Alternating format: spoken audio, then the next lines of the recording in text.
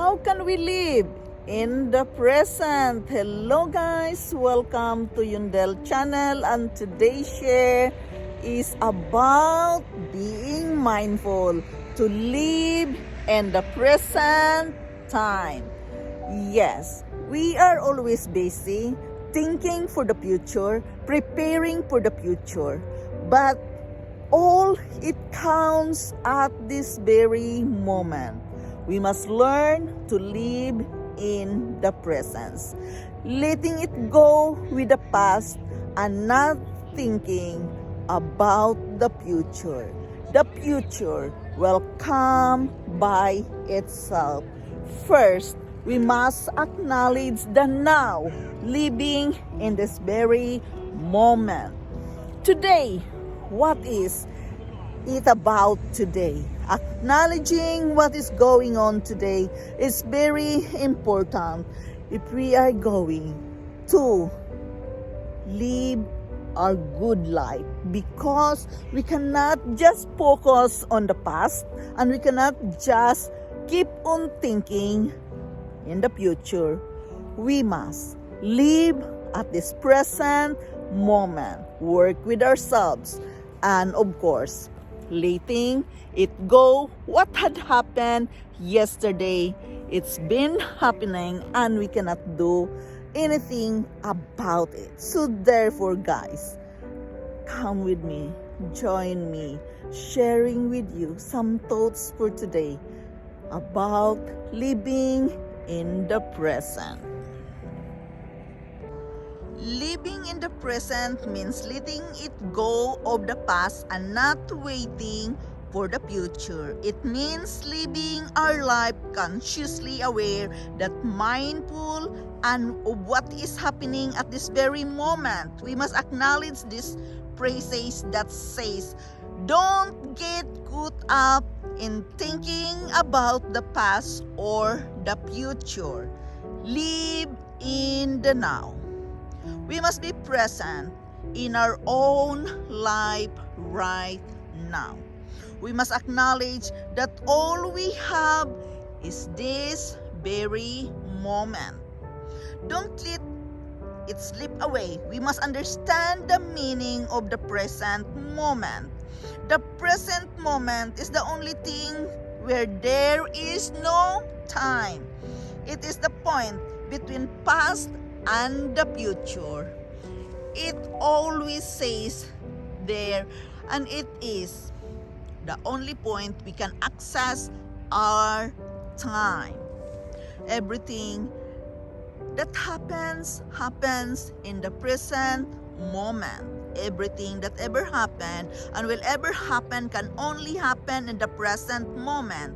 It is impossible for anything to exist outside of it. We must understand that being present-minded is important, because this is the key to staying healthy and happy. It helps us to fight anxiety, cut down our own worrying and rumination, and keeps us grounded and connected to ourselves and everything around us. We must understand that living in the now is so difficult because we are always encouraged to think about the future. Yes, we are all busy thinking about the future. We are all caught up what is going on in the future. We must understand that living in the now is very important.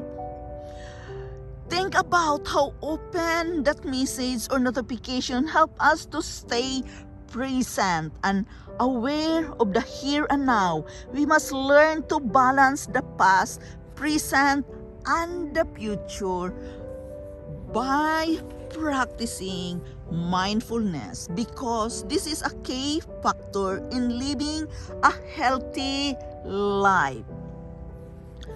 We must learn to balance our thoughts of the past, the present, and the future.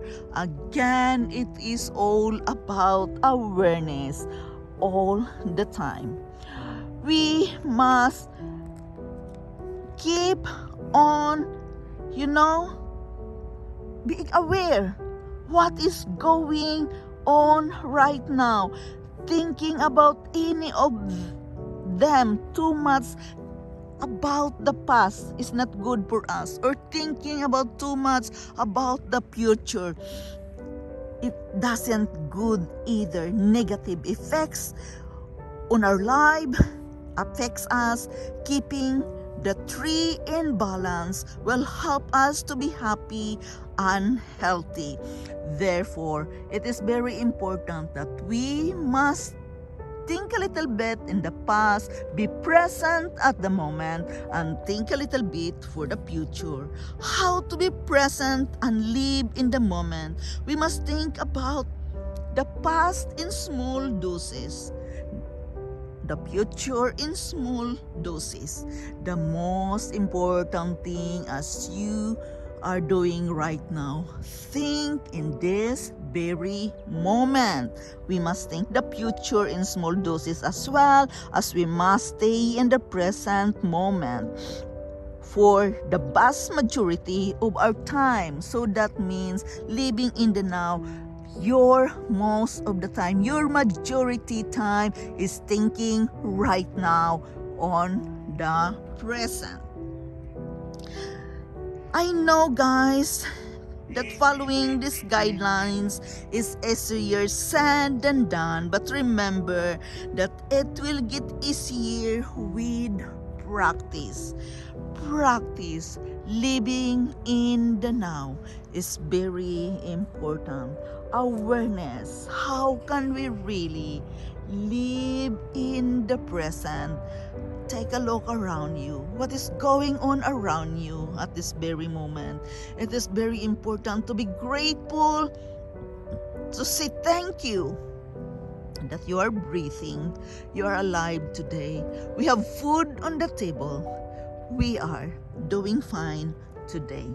So guys, how can we really live in the present? Appreciate what is around you. Be grateful what you have in this very moment.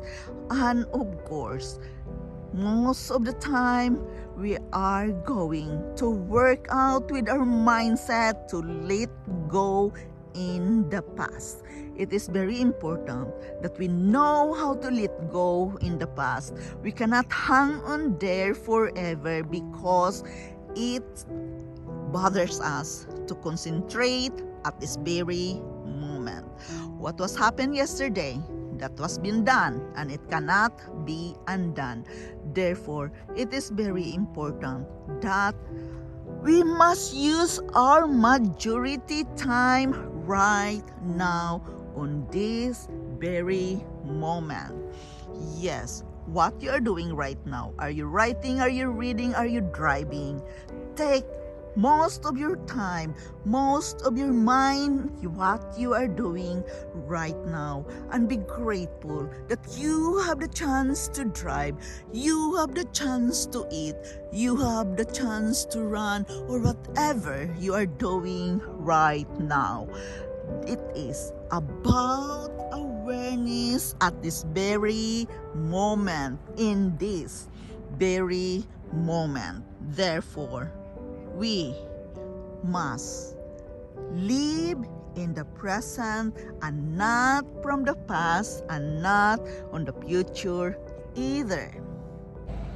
How can we live in the present, guys? In my case, it's about noticing my breath, that I am breathing today, I am eating today, I am driving today. Noticing, recognizing what I am doing at this very moment. It is very important that we must learn to value what is in front of us in this very moment. Therefore, we must learn to live in the present. Tomorrow will come. Yesterday, the past, we must let it go. we cannot do anything about it anymore. So therefore, guys, learn to live in this very present time by being grateful, by being thankful, and appreciate what is surrounding you at this very moment. Your family, your friends, your environment, the nature, and everything. You must learn to appreciate life. That is in the present. So guys, again, this is Yundel. Thank you so much for following me. Thank you so much for supporting me in my life journey here in Yundel channel. Thank you so much, guys. Again, this is just my share from my own life experiences, from my own readings, in order to live a good life. Each and every one of us wants to live a good life, right? But a good life must start from our mindset. Yes, our mind can create our own good life. So therefore, I am sharing this with you in hope someone out there needed to hear this message.